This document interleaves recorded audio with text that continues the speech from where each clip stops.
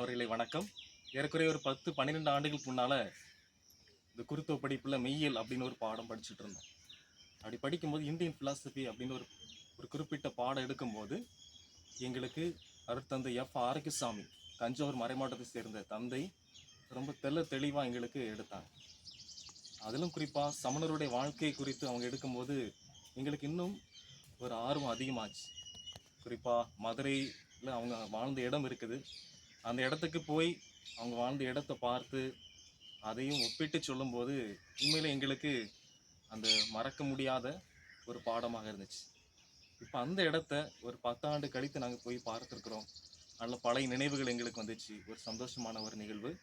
குறிப்பாக அந்த தகவல் உங்களுக்கும் தெரிந்தால் நன்றாக இருக்கும் அப்படின்னு நான் நம்புகிறேன். அதனால் அருள் தந்தை சூசைமணி, தூத்துக்குடி மறைமாவட்டத்தை சேர்ந்தவர், அதை குறித்து சொல்கிறத நீங்கள் கேட்டு தெரிந்து கொள்ளுங்கள். நண்பர்களே அனைவருக்கும் வணக்கம். நம்ம இன்னைக்கு ஒரு வரலாற்று சிறப்புமிக்க ஒரு இடத்தை பார்க்க போகிறோம். யாம்பற்ற இன்பம் பெருகை வையகம் அப்படின்னு சொல்கிற மாதிரி பண்டைய தமிழ் துறவிகள் வாழ்ந்த, சமண துறவிகள் வாழ்ந்த இடத்துக்கு தான் நம்ம பார்க்க போகிறோம். குறிப்பாக மதுரையை சுற்றி 4 இடங்களில் அவங்களுடைய வாழ்ந்த இடம், அந்த கற்பாடுக்கைகள் இருக்குது. அதில் இன்றைக்கி நம்ம பார்க்க போகிற இடம் மதுரையிலேருந்து ஒரு கிட்டத்தட்ட 12 கிலோமீட்டர் தொலைவில் உள்ள நாகமலை புதுக்கோட்டை, அதற்கு பக்கத்தில் இருக்கிற ஒரு பகுதிக்கு தான் நம்ம வரோம்.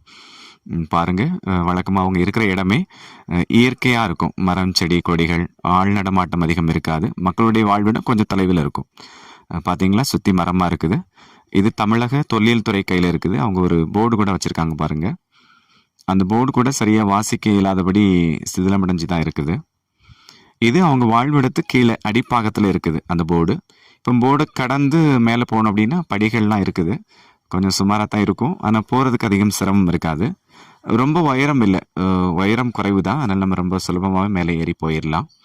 இப்போ நம்ம மேலே வந்த உடனே பார்த்தோம் அப்படின்னா நம்முடைய கண்ணில் படுறது அந்த 2 புடைப்பு சிற்பங்கள் அந்த பாறையில் மேலே இருக்கும். அது மகாவீரருடைய புடைப்பு சிற்பங்கள். அதற்கு கீழே எழுதியிருக்காங்க பாருங்கள். அது 10ஆம் நூற்றாண்டு தமிழ் வட்டெழுத்து. உருண்டையாக இருக்கும், கொஞ்சம் மலையாள எழுத்து போல இருக்கும் பார்க்குறதுக்கு. 10ஆம் நூற்றாண்டு வட்டெழுத்து அப்படின்னா அது 10ஆம் நூற்றாண்டில் அந்த சிற்பங்கள் செதுக்கப்பட்டிருக்கலாம் அப்படிங்கிறத சொல்லுது. கீழே பாருங்க, உங்களுடைய அந்த கற்படுக்கைகள்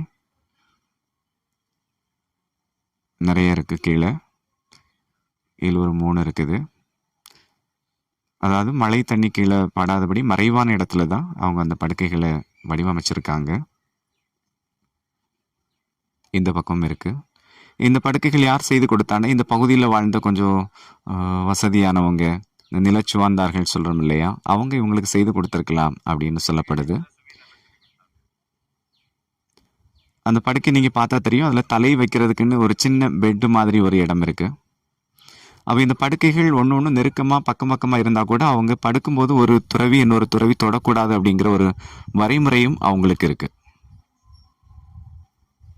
அவங்களுக்கு தெரியும், இதில் 2 வகை உண்டு, திகம்பரா, ஸ்வேதம்பரா அப்படின்னு. திகம்பரா அப்படின்னா அம்மன துறவிகள் அப்படின்னு சொல்லுவாங்க. அவங்க ஆடை எதுவுமே அணிய மாட்டாங்க. இப்போ இந்த பகுதியில் வாழ்ந்தவங்க திகம்பர துறவிகள், நேக்கட் மங்ஸ் அப்படின்னு சொல்கிறோம், அவங்க தான்.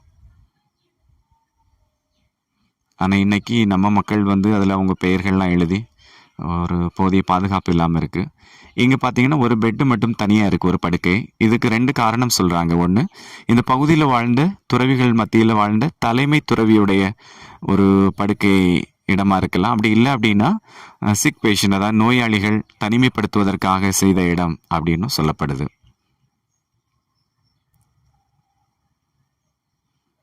அடுத்ததாக பார்த்தீங்கன்னா மேலே பாருங்கள், இந்த விளிம்பு மாதிரி இருக்கா, இதுக்கு பேர் புருவ வெட்டு.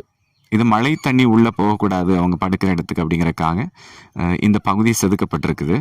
அந்த எட்ஜி, அந்த விளிம்புலேயும் மழை தண்ணி கீழே விழுந்துடும், உள்ளே வடிஞ்சு போகாது. இந்த எழுத்தை பார்த்தீங்களா, இது 1 அல்லது 2ஆம் நூற்றாண்டில் செதுக்கப்பட்ட தமிழ் பிராமி எழுத்து. இது இதில் 3 பேருடைய பேர் இருக்குது. இந்த 3 பேர் யார் அப்படின்னா இந்த பகுதியில் வாழ்ந்த பெரியவங்க. இவங்களுக்கு இந்த வசதிகள்லாம் செய்து கொடுத்தவங்க அப்படின்னு சொல்லப்படுது. இங்கே ஒரு சிற்பம் இருக்குது பாருங்கள், இது மகாவீரருடைய சிற்பம் தான். இதில் உங்களுக்கு ஒரு சந்தேகம் வரும், அந்த சிற்பம் சுத்த கருங்கல்லால் செய்யப்பட்டிருக்கு.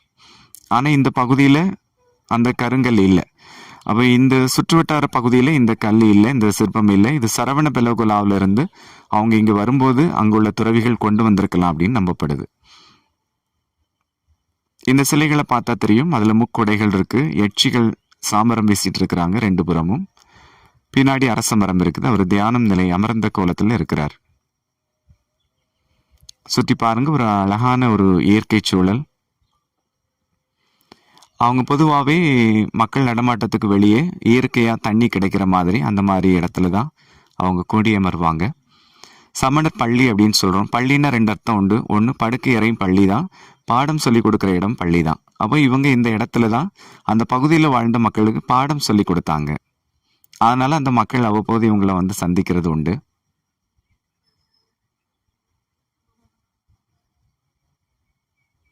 இதுபோல இன்னும் பல பகுதிகள் இந்த இடத்துல இருக்குது. இப்போ இவங்களுடைய இன்னொரு சிறப்பு என்ன அப்படின்னா, அவங்க இறந்த பிறகு அவங்களுடைய உடலை அடக்கம் செய்ய மாட்டாங்க. தூக்கி மேலே பாறையில் போட்டுருவாங்க, காக்கா கழுகுக்கு இரையாகி. அவங்களுடைய சித்தாந்தம் இதுதான், உயிர்களுக்கு தீமை செய்யக்கூடாது அப்படின்னு. சின்ன எறும்புக்கு கூட துரோகம் நினைக்க மாட்டாங்க. அதனால தான் அவங்க நடக்கும்போது கூட கையில் ஒரு விசிறி வச்சு வீசிக்கிட்டே போவாங்க, தன்னால் எந்த உயிருக்கும் தீங்கு வரக்கூடாது அப்படின்னு சொல்லி.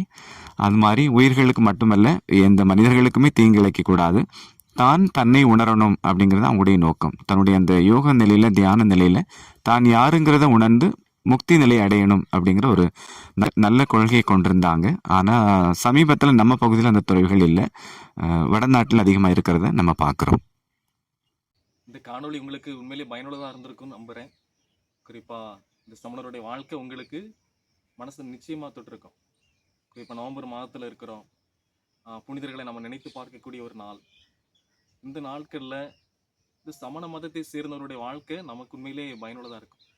குறிப்பாக உன்னை நீ நேசிப்பது போல உனக்கு அடுத்திருப்பவர் நீ நேசி அப்படின்னு அன்பு கட்டளை இயேசு நமக்கு தந்திருக்கிறார். அதனால் அயலான் அப்படின்னா சக மனிதரை மட்டும் நேசிக்கிறது மட்டும் வாழ்க்கை அப்படின்னு நம்ம இருந்து விடக்கூடாது.